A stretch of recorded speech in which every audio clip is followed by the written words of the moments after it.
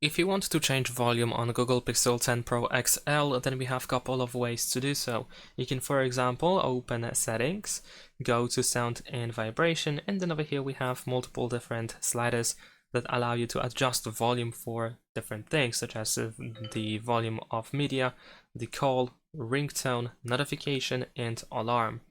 And in addition to that, what you can also do is you can use volume up and down button in order to adjust the media volume. So just press these buttons in order to change the loudness of media. Of course, if we see this bar, then we can use our finger in order to adjust it like this. And if you are on a call, if you have an ongoing call, then if you use these volume buttons, then instead you will adjust the call volume.